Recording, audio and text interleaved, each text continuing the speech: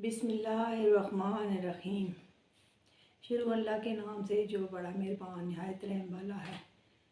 दोस्तों अस्सलाम वालेकुम। उम्मीद करती हूँ आप बखैरियत होंगे। आज मैं आपके सामने एक दास्तान लेकर हाज़िर हुई हूँ। दास्तान का उन्वान है सरद जोत कौन था।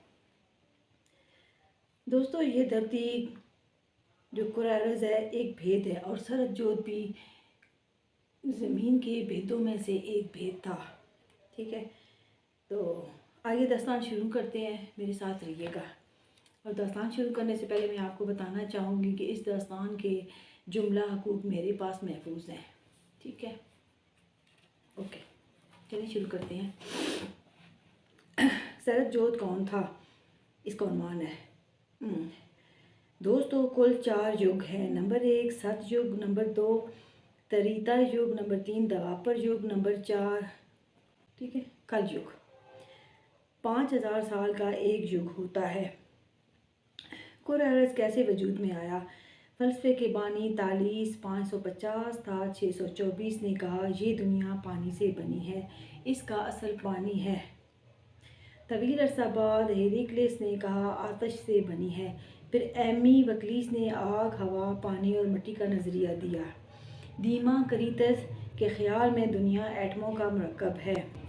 सब जानते हैं कि इंसान की बुनियाद पानी है, मगर पानी क्यों कर ज़िंदा हुआ, पानी की बुनियाद क्या है। अमीबा एक ऐसा जानदार है जो हयात देता है। ये हर जी रूह की बुनियाद है। ये पहले युग की बात है। धरती पर एक हुक्मरान ब्रह्मा नाम से था। ये बहुत ज्ञानी था। ठीक है, उसकी नज़रें तय दर तय देखने की आदी थी। उसकी औलाद हर तरफ फैली हुई थी और बर्तरी की खातर हर वक्त आपस में लड़ती रहती। वो इसके लिए फ़िक्रमंद नहीं था। बच्चे शिकायत लेकर आते, वो आसूदगी से कहता इंतज़ार करो उस शुभ समय का जब सावन भादों गले लग कर रोएंगे। उस शुभ समय का जब सावन भादों गले लग कर रोएंगे। वो बताता कि वो हर साल मिलते हैं, मगर कभी ऐसा होता है वो दोनों पिघल जावें कि घुल जावें, इतना रोएं कि घुल जावें। तो ये समा बड़ा ही साद होवे। आखिर शुभ समा आन पहुंचा और सावन भादों का ऐसा मिलन हुआ कि हर जी रूह उन्हें देखने आया। तब ब्रह्मा ने अपनी औलाद को एक बड़े मैदान में जमा किया और 4 रंग मंगवाए और उन 4 रंगों से वो जगह रंगवाई जहाँ उसके बच्चे मौजूद थे। इसकी औलाद उसे बड़े प्रेम से देखती थी। सावन भादों गले लगे थे एक दूसरे के। ब्रह्मा एक एक पुत्र के पास जाता और पुकारा मेरे पुत्रों, अब्बा जी जी करें, अब्बा जी जी करें। चारों तरफ से औलाद पुकारती थी मुझे गौर से देखो कि आज के बाद मैं तुम्हें कभी नज़र नहीं आऊँगा। तुम सब मेरा साथ हो, मगर ज़रूरी है कि मैं तुम में वर्णों की तकसीम कर दूँ। वर्ण से मुराद ज़ात रंग। तुम मेरा खरा साथ हो, मेरी असल हो और अपनी असल ना भूलना, वरना नुकसान उठाओगे। मैं तुम्हें तालीम करता हूँ कि किसी का बन जाना या किसी को अपना लेना, बीच में मत लटकना। जद्दोजहद का समा होता है, जब वो गुजरता है तो आप ही बता जाता है कि अब बेकार है सब। समय को गुजरने मत देना। पुत्र बगौर सुनते थे। ब्रह्मा कुछ पढ़ने लगा। ये अमल 4 वर्णों की तकसीम कहलाता है। उसकी आल उसके करीब चली आई। सावन भादों गले लगे, ज़ारो कतार रोते थे। फिर कुछ ऐसा हुआ कि पुत्रों के जिस्म ब्रह्मा के जिस्म में तहलील हो गए। मैदान खाली हो गया। ब्रह्मा खड़ा था, मुस्कुराया और तवील सांस ली और ज़मीन पर लेट गया। उसका मुंह खुला, धुआं सा मुंह से निकलने लगा और बाहर आकर बिखरता चला गया।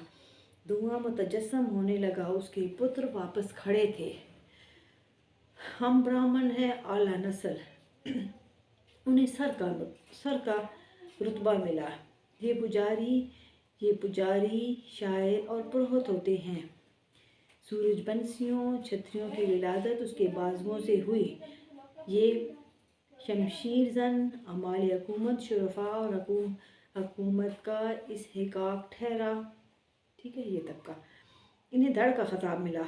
उसके बाद ब्रह्मा की रानों से धुआं निकला और मुतजस्सम हुआ। पुत्र अपनी असली हालत में आ गए। ये चौड़े जिस्मों वाले मेहनतकश किसान थे। ये ताजर पेशा जा थे। ये मुआशरे की टांगें कहलाए। कोई भी मुआशरा इनके बगैर नहीं चल सकता। ब्रह्मा का जिस्म अमीबा की शक्ति के आगे पिघलता पैरों तक आ पहुंचा। तब गुलाम और अदना कारकुन का अखराज ब्रह्मा के कदमों के तलवों से हुआ। वो जिस्म जिसके 4 मुख्तलिफ हिस्सों से 4 अक़वाम का ज़हूर हुआ और मुआशे तरतीब पाया, ब्रह्मा का जिस्म था। ब्रह्मा का जिस्म तहलील हो चुका था। सावन भादों अलग होकर अपनी समतों को जा चुके थे। तब उसकी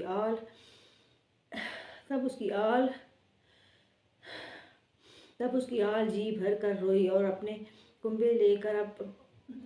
अपने कुंबे लेकर 4 समतों में बट गई। ये उनके बाप का हुक्म था। ब्राह्मण जो माशरे का सर है अपने साथ बाजू धाड़ और पैर भी ले गए, यानी जो उनके कुंबे में आते थे। इस तरह 4 अक़वाम 4 समतों में आबाद हो गई। ये पहले युग के आखिर की बात है। जनूबी रूस में दरियाए डन्यूब और दरियाए आम्वा आपस में एक जगह मिलकर बहीरा खज़र तक से मिल जाते थे। अमीबा क्या है? ये इतना छोटा जानदार जो आँख से बगौर और खुर्दबीन से बआसानी देखा जा सकता है। ये हर जगह पाया जाता है। जिस तरह कुछ इंसान हसीन और ताकतवर होते हैं, इसी तरह अमीबा की भी तकसीम होती है, क्योंकि अमीबा की तकसीम से इंसान वजूद पाते हैं। कहते हैं जब अमीबा फ़ना होगा, हयात फ़ना हो जाएगी। अमीबा अरबों खरबों की तादाद में बढ़ता रहता है। दरियाए डन्यूब में एक शफाफ अमीबा रहता था। वो तह दर तह इतना शफाफ था कि उसके बारीक रेशे बआसानी देखे जा सकते थे। वो बेहद ताकतवर और फुर्तीला था। वो करोड़ों की तादाद में अमीबा पैदा करता रहता था। उसकी मकनातीसी कशिश की वजह से हर वक्त सैकड़ों अमीबा उसे चिमटे रहते थे।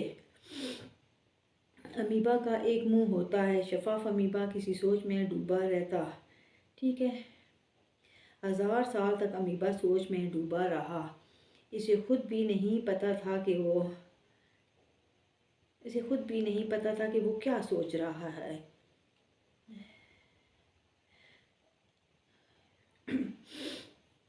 हजार साल तक अमीबा सोच में डूबा रहा। उसे खुद भी नहीं पता था कि वो क्या सोच रहा है।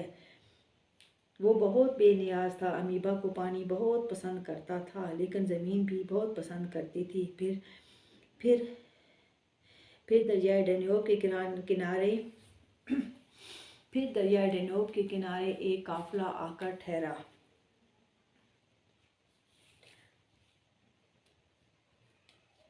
शफाफ अमीबा की सोच में खलल पड़ने यहाँ से पढ़ती हूँ मैं। फिर दरियाए डन्यूब के किनारे एक काफिला आकर ठहरा। काफिले का सरदार बहुत जालिम इंसान था। दरिया से मछलियाँ पकड़ी जाती, गंदगी अंदर फेंकी जाती। शफाफ अमीबा की सोच में खलल पड़ने लगा। एक रात वो दरिया के किनारे आया और अजीब मंजर देखा। एक नौखेज़ दोशीज़ा मेरे काफिला के जिस्म के नीचे बुरी तरह तनावा लेती थी। लड़की बहुत तकलीफ में थी। अमीबा पास चला आया। मरते किरम भी हयात पाने लगे और पुकारने लगे, बढ़ना आगे, मगर वो डर गया और दरिया की तह में उतरता चला गया। ज़मीन उसे आगोश में ले लेती है। कई साल गुजर गए, वो अलग ना हुआ। फिर एक दिन खुली धूप में वो बाहर आ गया। ज़मीन उससे क्रोध का सबब पूछती थी, मगर वो चुप रहा। अब काफिले आने जाने लगे। ऐसे हज़ारों मिलन अमीबा की आंखों के सामने गुजरे। एक पैर अमीबा तय में लेटा था कि ज़मीन उस पर साया करके बोली, क्या सोचे है? वो कुछ ना बोला। तब ज़मीन बोली, तू आज निसफ युग का हो गया है। आज से निसफ युग को तू अकेला पैदा हुआ था। तेरी पैदाइश के बाद तेरा बानी कई साल बार आवर ना हुआ। आबा फिर किधर गया? अमीबा बेचैन हो गया। तू जानता है, कुछ अमीबा टूट फूट जाते हैं तो तेरा आबा भी तहलील हो गया। वो सिर्फ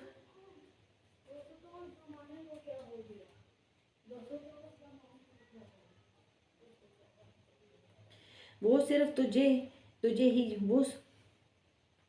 वो सिर्फ तुझे ही जान सका। और फिर वो बाहर से आया था। कहाँ से आया था? तू तो सब जानती है ना। अमीबा ज़मीन के अंदर पैबस्त होता गया। ज़मीन उसे समेट समेट कर सुख पाती और कहती, शफाफ अमीबा, तू मुझे बहुत मन भावे। तूने बताया नहीं कि वो कहाँ से आया था। वो बहुत बेचैन था। ज़मीन बोली, अमर बड़ा ही प्रेमी था। प्रेम उसके शरीर का गहना था, सुंदर मनमोहन था, यकसू इतना कि ध्यान उसका ज्ञान बन गया, बेनियाज था। और एक दिन कोई उसके प्रेम में घुल गया, जहाँ देखता गड़ जाता। अमीबा तन पर तने रहते, उसका प्रेमी साथ रहता। एक दिन सावन भादों मिलते थे। शुभ समा आया, प्रेमी की नजरें गड़ गईं, गुर्बत के लम्हे तूल पकड़ने लगे और अमर पिघलने लगा। अमर ताब ना ला सका, अपने हासिल को समेटने लगा। मतलब पानी, मुराद पानी, मगर ला हासिल। वो प्रेमी को नहलाता मुझ में समा गया। प्रेमी की आंखों से जल बरसे और एक जोहरा याद तेरा आबा था। क्या वो तुझे अच्छा लगा? हाँ, बहुत ही अच्छा लगा। कि वो विदेशी था। क्या? कैसे? अमीबा चिल्लाया। मेरे मेरे शफाफ अमीबा, सब मेरी पैदावार है और मैं अपनी पैदावार पहचानती हूँ। वो मेरी पैदावार नहीं था। अमीबा दुरुस्त बोला। फिर वो कहाँ से आया? देख अमीबा, गुस्सा मत खा, मैं बताती हूँ। तेरा आपा जिस प्रेमी की आंख से टपका था, वो अपने मशूक की नस्ल से था। बेनियाजी उसकी आदत थी और बेनियाजी मेरी पैदावार नहीं है। बेनियाजी सिर्फ उतामा वाले का वस्फ है। हालांकि माना कि उसकी खूबियाँ अपने बंदों में भी होती हैं, कभी कम कभी ज़्यादा। सावन भादों जब जुदा होते हैं, थां घुलते हैं, मगर दक्कन पर अपनी अपनी बारी पर रुकते। जब सावन भादों जुदा होते हैं, थां घुलते हैं, मगर दक्कन पर अपनी अपनी बारी पर रुकते हैं। तो जब सावन भादों के मिलन समा करीब आता है, तो दक्कन से सर्द हवाएं आती हैं। बस वो उनके आने की अलामत है। इन ठंडी हवाओं के स्वागत में मेरा पत्ता पत्ता पुकारता है, घुल वे दखना घुल, घुल वे दखना घुल।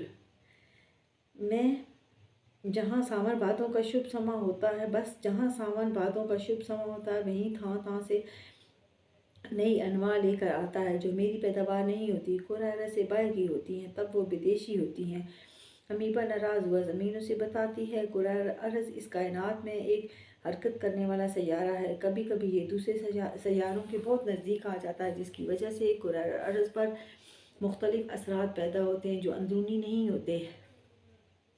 मैं तुम्हें समझाती हूँ, जब बादल गरज रहे हों, गुप अंधेरा हो, तो हमारी तबीयत बोझल हो जाती है। जब चांद ज़मीन के करीब आता है, तो समंदर में उतार चढ़ाव सैलाब का बायस बन जाता है, जिसे मद्दोजज़र कहते हैं। कुरैरा हसास सैयारा है जो बैरूनी असरात जल्दी कबूल करता है। मेरी मिट्टी में कशिश है। मेरी औलाद या नफरत रखती है या मोहब्बत, मगर बेनियाज नहीं होती। अमीबा गुस्से से भड़क उठा। तूने मुझे भटका दिया। ज़मीन मना मना के वो राजी ना हुआ। कई साल गुजर गए। दक्कन से सर्द हवाएं चलती थी। अमीबा सतह पर आ गया। उसकी आंखों में इंतजार था। ज़मीन देख देख कर परेशान थी। वो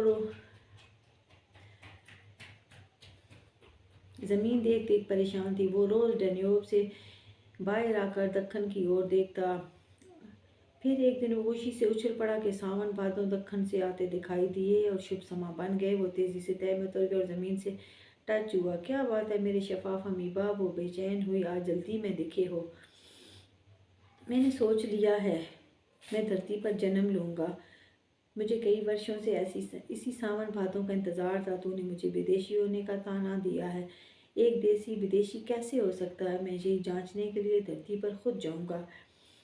ज़मीन मना करती है, मगर अमीबा नहीं मानता और दरिया आमों की तरफ सफ़र करता है। वो जल्द बहर खज़र तक आ पहुँचा। समुंदर की वसतों में उसने तवील सांस ली। पानी उसे झेरता। खिल अमीबा खिल। तो अमीबा खिलखिला दिया। ज़मीन अफसरदा होगी। इसकी सदियों की रफ़ाकत अमीबा को ना खिलखिला सकी थी। ज़मीन इसे रोकती है, तू फना हो जाएगा, बस अब नहीं मुझे बुलाना। वो तैरता रहा। कई मिलन नर नारी देखे, मगर चुन ना पाया। वो बढ़ता रहा। ज़मीन कदमों पर साया किए थी। मिलन समय में कुछ दिन बाकी थे। एक घोर बरसती रात पड़ती थी। मींह टूट के बरसता था। इसके कानों में गूंजदार हंसी सुनाई पड़ी, साथ ही सांप की फुनकारने की हंसी भी। हंसी में इतनी कशिश थी कि अमीबा भी उसी तरफ खिंचने लगा।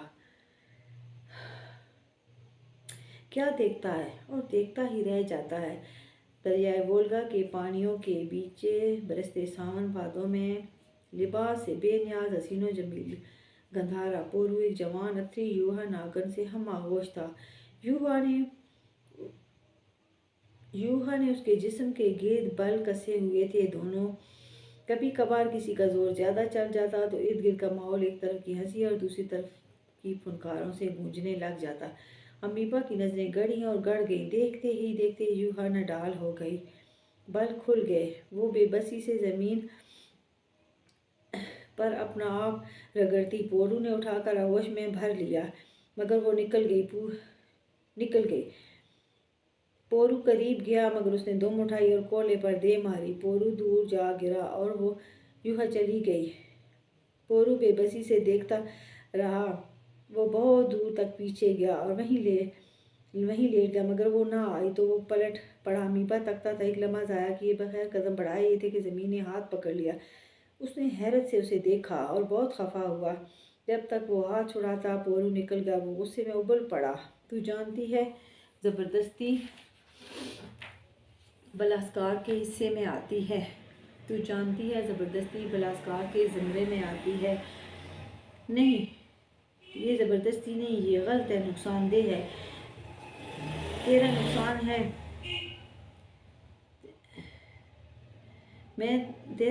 है, मैं तुझसे दूर हो जाऊंगी, मगर अब मैं तेरे पास रहकर भी तेरा नहीं कि तू मुझे ताना दे चुकी है। ज़मीन हार गई मगर आसूदगी से बोली, जन्म लेना इतना आसान नहीं, तू समझता है। तुझे मुझसे गरज नहीं, दुनिया की हर चीज़ मेरी पैदावार है। तू वहाँ खाएगा क्या जब तक मैं तुझे अनाज नहीं दूंगी? और सर्दी गर्मी से कैसे बचेगा जब तक मैं तुझे कपास नहीं दूंगी? बैरूनी खतरात से कैसे बचेगा जब तक मैं तुझे गट्ठा नहीं दूंगी? ठीक है, मुराद गट्ठा, मित्रों गट्ठा से मुराद मकान का मटेरियल। ठीक है, अमीबा सोच में पड़ गया। तेरी बात ठीक है, मगर जितना मेरा रिस्क को लिखा होगा तेरी मताजी के बगैर मुझे मिल जाएगा। चलो मान लिया लिखा तुझे मिल जाएगा, मगर तेरा वहाँ मकसद क्या होगा? ज़मीन बोली, मैं तेरी बेबुनियाद बात की खोज करूँगा। ज़मीन जी जान से तकने लगी।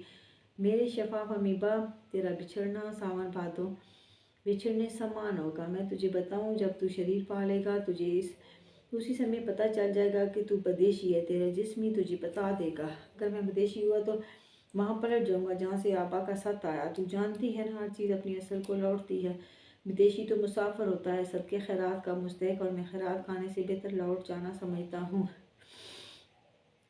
देशवासियों के चेहरे पर आसूदगी होती है। सावन भादों के रोने की जोर जोर से आवाज़ें आती थीं। सामने एक तख्ता था, उस पर हसीन नौजवान लड़की लेटी हुई थी और साथ में गंधारा पोरू भी लेटा हुआ था। दोनों एक दूसरे में मगन बातों में लगे हुए थे। एक और तख्ता था जिस पर एक खातून लेटी थी। एक तख्ता पर चादर ताने कोई सो रहा था, लिखाई करता। एक तरफ इसका गंधारा पोरू का अब्बा बैठा हुआ था। आखिर उसके बाप ने क्या करूँ, तो मैं कैसे पढ़ूँ, मुझे तो समझ ही नहीं आ रही। मारूफ आती हूँ, है ना, एक मिनट सब्र काट जाए। सावन भादों के जोर जोर से रोने की आवाज़ें आ रही थीं। सामने एक तख्ता था, उस पर हसीन नौजवान लड़की और गंधारा पोरू लेटे हुए थे। एक और तख्ता था जिस पर एक खातून लेटी थी और एक तख्ता पर चादर ताने कोई सो रहा था। बादलों की गरज और बारिश के शोर में पोरू और लड़की के हंसने की मिलीजुली आवाज़ें आती थीं। गंधारा पोरू का बाप एक तरफ रोशनी में लिखत पढ़त में मसरूफ़ था। उसने पूरब की ओर देखकर कहा, उसका बाप लिखत पढ़त में मसरूफ़ था। अब वो उठा, उसने दोनों पर चादर डाल दी और पूरब की ओर देखकर बोला, पोरू पोरू पारी लेने में देर मत लगा, शायद अब के बरस कुछ रह जाए। सावन भादों अलग होवें तो अलग हो जाना, बाप के लहजे में तनबीह दी तो पोरू ने एकदम से मिलाप ले लिया। तकदीर थी, कई सालों से औलाद नहीं हो रही थी। अमीबा को जोर हयात बनने में ज़रा देर ना लगी। सावन भादों इस तरह लग हुए जैसे दो चीज़ों को आपस में पेवस्त करके जोड़ दिया गया हो और फिर अलग कर दिया जाए तो जैसे गोंद तड़कती है, इसी तरह वो एक दूसरे में पेवस्त अपना वजूद खींचते थे, फिर झटके से अलग हो गए। पोरू भी एक लम्हा ज़ाया किए बगैर अलग हो गया। वो मुस्कुराई, उसकी बीवी मुस्कुराई। मुझे लग रहा है मेरे अंदर कुछ ओपरा गया है। वो बिस्तर से लग गई। बाप दादा परेशान थे, माँ से ज़्यादा बच्चे की और बच्चे से ज़्यादा माँ की फिक्र। वक्त गुजरा, 9 माह गुजरे, 9 रोज़ बरसता था। अगस्त से अप्रैल तक 9 रोज़ होता है, ठीक है, अप्रैल से अगस्त तक। अंधेरी घटा के साथ रात भर की तकलीफ के बाद वो बच्चे को जन्म देती है। बच्चा नहीं रोता, पोरू बाप दादा की गोद में रोता है। पोरू का बाप बच्चे के मुंह पर मुंह रखकर हरारत देता है तो वो छेंकने लगता है। बाप पोरू के हाथों में देता है। आबा ये क्या है? बेटा है, मगर इतना शफाफ क्यों है? वो ताब नहीं ला पाता। दादा नहलाता है और लबों की मोहरें लगाता है और पोरू की बीवी को देता है कि इसे दूध पिला। पोरू पुत्र क्या सोचे है, उसका बाप पूछता। अबा आप क्या सोचें? बेचैन पोरू पूछता था। पुत्र, मैंने सारी हयाती लिख लिख कर गुजारी है और एक ही बात सारी हयाती लिखी कि उतामा पर रहने वाला एक है और वो सबसे ताकतवर है। और सारी हयाती एक ही बात पढ़ी, अल्लाह एक है और उसी की इबादत करो। वो पुरोहित था। ये बात ना लिखी ना पढ़ी पर फिर भी जानी कि अमर बड़ा प्रेमी था। प्रेम उसका गहना था, बड़ा सुंदर था। उसकी सुंदरता आत्माओं को शांत करती थी, मगर वो विदेशी था। बेनियाजी उसका पैरहन था। बेनियाजी ज़मीन की पैदावार नहीं। कोई नहीं जानता वो कहाँ से आया और कहाँ चला गया। ये जो लाल आज जन्मा है ये भी विदेशी है। पोरू की चीख निकल जाती है। वो नस्ल के आर्या थे। दादा, जो उसका दादा था आर्या, वो पोते का नाम सरदजोत रखता है। सरदजोत रखता है। मित्रों, सूरजबंशी अवतार था। बड़ा दान लेकर गंधारा पोरू के पास आया। तेरे पुत्र का दान लाया हूँ। विदेश से कोरारस पर एक अमीबा आया था। वो एक ही बार आवर हुआ था, फिर फना हो गया। सुना है उसी अमीबा के पुत्र ने रूप धारण करके तेरे घर जन्म लिया है। दान गिनत करो और उसे मेरे सामने लाओ ताकि मैं उसे अपनी गुट्टी दे सकूं। गंधारा पोरू ने उसके सरापे का जायज़ा लिया। सूरजबंशी, तेरे रूप पर सलामती हो। मैं इसे अपनी गुट्टी दे चुका और वो मेरा पुत्र है, मेरा रिज्क है। इससे मैं बड़ा प्रेम करूं कि मुद्दत बाद मैं बाप बना हूँ। मैं दान कबूल नहीं करता, आप तशरीफ़ ले जाए। सूरजबंशी ने सारा दान सरदजोत का सदका कर दिया और नामुराद पलट गया। मगर चंद दिनों में उसे एहसास हुआ कि सरदजोत के पास कोई मौजूद है। गंधारा पोरू को एहसास हुआ कि सरदजोत के पास कोई मौजूद है।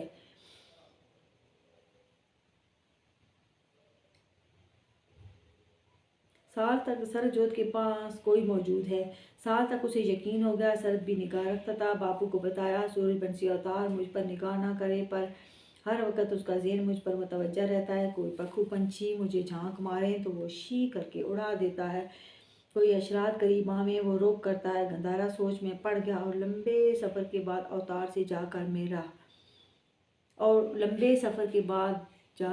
से मिला।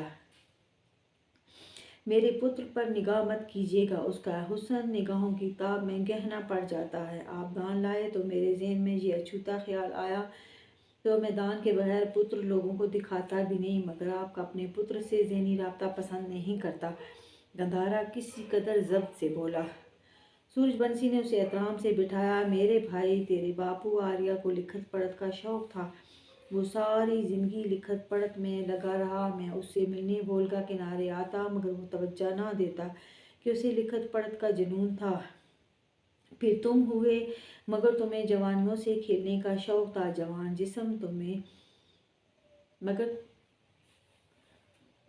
जिस्म तुझे मरऊब थे। नहीं, जवान जिस्म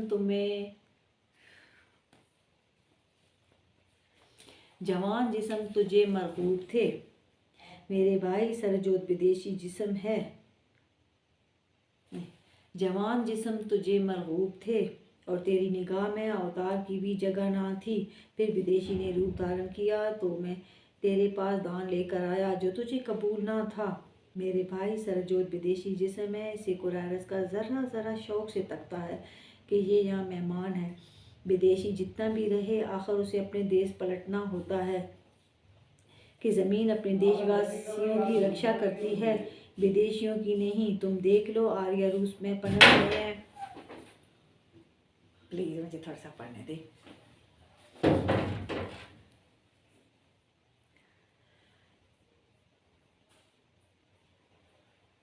विदेशी जितना भी रहे आखिर उसे अपने देश पलटना होता है कि ज़मीन अपने देशवासियों की रक्षा करती है, विदेशियों की नहीं। तुम देख लो आर्या रूस में पनप रहे हैं, ये मकामी हैं और कहीं भी जाएंगे आबो हवा मुख्तलिफ होगी, बर्दाश्त ना कर पाएंगे तो जल्द फना हो जाएंगे। मैं रूस का खलीफा हूँ, निगरान हूँ, तो विदेशी सरजोत की रक्षा मेरा फ़र्ज़ है। हाँ, मैं अपना फ़र्ज़ पूरा करूँ, ना मदाखलत करूँ ना निगाह करूँ। गंधारा कुछ भी कह ना पाया और पलट गया। सरजोत कई साल माँ का दूध पीता रहा कि उसकी माँ का बहुत दूध था, उसका पेट भरा रहता। और फिर मित्रों, सरजोत का 2 साल बाद जन्मदिन मनाया गया तो रूस का हुक्मरान अपने साथ बड़ी नफरी लेकर आया और इस नफरी को गाइड करता आला नस्ल का ब्रह्मा अपने हमरा बड़ा पकवान लाया जिसे आज हम केक कहते हैं।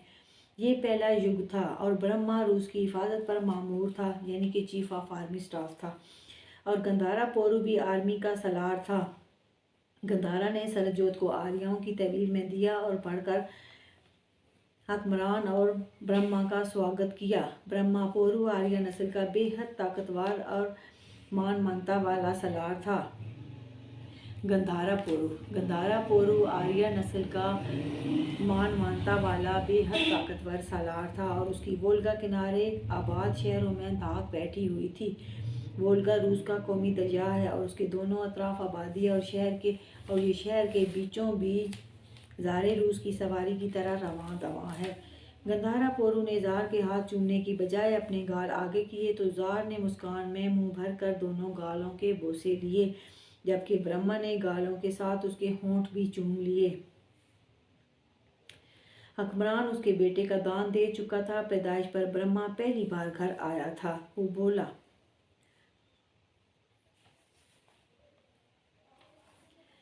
हुक्मरान उसके बेटे का दान उस सरजोत की पैदाइश पर दे चुका था। ब्रह्मा पहली बार उसके घर आया था। वो बोला, गंधारा तेरे पुत्र आज 2 वर्षों का हो गया। मैं उंगलियों पर उसके दिन गिनूं। आर्या बतावे वो माँ की छातियों का दूध पिए और कुछ ना खाए कि दूध बहता होवे तो मैं मुतमईन था। आज दूध का ज़माना पूरा हुआ तो उसका भोजन लगेगा। मैं दान लाया हूँ, गिनत करके वसूल करो और पुत्र के दर्शन भी दो। गंधारा ने गौर से ब्रह्मा को देखा। गंधारा के देखने की वो ताब ना ला सका और निगाहें झुका दी। गंधारा मुस्कुरा दिया, सिपा सलार में 25 वर्षों से वोल्गा किनारे आबाद हूँ और तुझे 23 वर्ष मैंने नहीं देखा रूस में नहीं देखा। 2 सालों से देख रहा हूँ। तुम कहाँ से आए?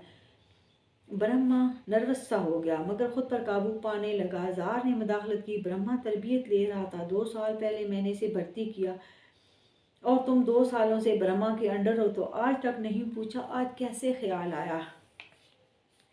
ज़ार तेरी सल्तनत पर सलामती हो। कल अकेला था, आज बाप हूँ तो 1000 बार सोचूंगा कि जो हो रहा है इसका मकसद क्या है। ब्रह्मा करीब आया, उसका खुशबूदार जिस्म था। गंधारा मैं तुझे पुत्र की तरह समझूं। तू जाने कि तू सरहदों की रक्षा करे और मैं तेरी रक्षा करूं। तू दिल में कोई वहम ना ला। माँ की छातियों का दूध 2 साल से ज़्यादा शरीर पर अच्छा असर ना डाले। ज़मीन से निकला भोजन बदन को तंदुरुस्ती दे तो मैं इसी कारण दान लाया हूँ और पकवान भी चाहूँगा। तुम दर्शन दो तो मैं इसे कुछ खिलाऊँ। गंधारा देखता रहा, सोचता रहा, मैं अपने पुत्र का खुद मालक वारिस, मैं किसी का अधिकार कबूल ना करूँ। क्याम करो ताकि आर्या सुख सेवा कर सके। गंधारा इतना कहकर पकवान और बड़ा दान वसूल किए बगैर चला गया।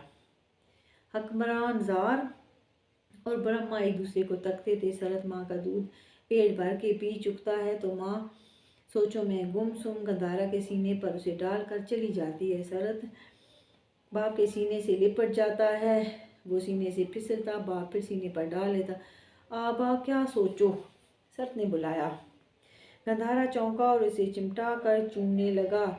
पुत्र, ब्रह्मा का आना समझ ना आवे, वो बोला। आना या भेजना, शरद बोला। तो इसका मतलब है अवतार ने ही इसे भेजा है, पर ब्रह्मा को भेजने का अवतार का क्या मकसद होवे? गंधारा उलझ कर बोला। शरद हंसता हुआ बाप के सीने से लिपट गया। 6 माह मजीद गुजर गए तो मित्रों अवतार जार के पास आया। ब्रह्मा भी वहीं था। ये दुरुस्त नहीं, विदेशी को अब भोजन खाना होगा। माँ का दूध अब नुकसानदेह हो गया, उसका हुजूम नहीं बढ़ रहा, तो क्या आप उस पर निगाह करें? जार एकदम बोला। अवतार मुस्कुराया। जार नर्वस हो गया। ईमानदार हो जार रूस, बहरहाल मैं तेरी हुकूमत को मानता हूँ और बेईमानी ना बरतूं कि विदेशी निगाह रखता है। मेरी निगाह उस पर गई तो गंधारा पोरू मुझे पंचायत बुला लेगा। हाँ, मेरा ध्यान उसका हुजूम जान लेता है। वो क्या चाहता, क्या करता है, ये मैं जानूं। वो 2.5 साल पहले बाप के सीने पर जहाँ पैर मारता था, अब भी वहीं पैर मारे। अगर लंबा होता तो पहलू तक तो पैर मारता या पेट पर। वो अभी बाप की छाती से ही नहीं उतर पाया तो हुजूम कम है। दोनों मुस्कुराए। फिर क्या हुक्म है? जो आप बतावें, ब्रह्मा और जार दोनों बोले। अवतार ने समझा दिया। दोनों बड़ा दान लेकर पहुंचे और जार ने तो पहले दान दिया था। शर्त उसे मिलाया गया। वो शर्त को चूमता है। तेरा आबा सख्त हो गए तो अवतार को समझाए मेरा पीछा छोड़ दे। शर्त मुंह बनाकर बोला। फिर निगरान जार ने लबों को बेख्तियार चूम लिया। नाराज मत हो सुंदर शरद जोत, अवतार मदाखलत ना करे, मगर वो तेरे निगरान होवे तो फिर निगरान ही रहे। मेरा मेजबान किसी को ना बनाए। मेरा आबा अच्छा भोजन मुझे खिला सकता है। शरद जोत जाने के लिए मुड़ा तो जार ने हाथ पकड़ लिया। शरद जोत किसी मुल्क के हुक्मरान पर रियाया का नानुफ का फर्ज होता है। तुम 2.5 सालों से माँ का दूध पी रहे हो। अब कानूनी तौर पर भोजन खाना तुम पर मैं लागू कर सकता हूँ। तुम सालार के बेटे हो, तुम्हारा बाप मेरा हुक्म नहीं टाल सकता। गंधारा हंस पड़ा। तो जार 6 माह पहले आकर हुक्म लागू कर देते, अब तक शरद गेहूं खाने भी लग गया होता। लो जो पकवान लाए हो। गंधारा ने शरद को गोद में उठाया हुआ था। गंधारा पोरू मेरे तो संतान ही इतनी होवे कि भोजन बच न रहे। ब्रह्मा मालदार होवे। गंधारा ने ब्रह्मा को गौर से देखा। अपनी शनाख्त दीजिए ब्रह्मा। गंधारा पोरू बोला। ब्रह्मा सोच में पड़ गया। शनाख्त दीजिए, गंधारा ने दोहराया। मैं अवतार सूरजवंशी का लय पालक हूँ। आज से 53 वर्ष पहले जब जमीन ने अमीबा पर भेद आश्कार किया कि वो विदेशी है, उसका आपा एक ही बार आवर हुआ था, तो अवतार को उस मुकालमे का पता चल गया। तो उन्होंने एक यूनानी पवित्र नर और नारी का मिलाप करवाया तो मैं पैदा हुआ। मुझे घुट्टी देकर खरे अनाज से पाला और तरबियत की कि सरजोत पैदा हुआ तो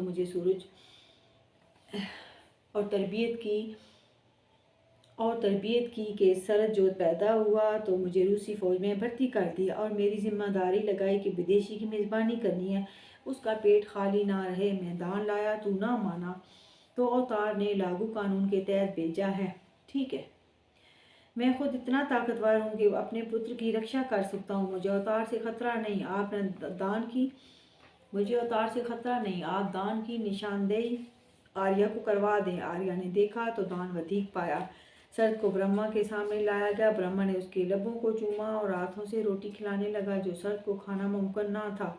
तो ब्रह्मा ने मुंह में चबा चबा कर मैदा बनाकर खिला दिया, जिससे जल्द शरद के पेट में दर्द हो गया और सुख सेवा में भी शरद कहता, मैं ब्रह्मा को पसंद नहीं करता। उसने क्या गंध खिलाया कि मेरा पेट दर्द करे। और गंधारा पोरू हलकों में इस बात का बहुत चर्चा करता कि अवतार एक मुल्क भी मेरे पुत्र का दान लाए तो मैं कबूल ना करूं और अवतार को कभी दर्शन ना दूं। और शरद भी बाप से कहता, अवतार का दान कबूल ना करना। हाँ, ब्रह्मा आए दिन घर आ धमकता और उसे हाथों से खिलाता, मगर शरद ने माँ का दूध फिर भी ना छोड़ा। वक्त गुजरने के साथ बाप दादा साथ छोड़ गए।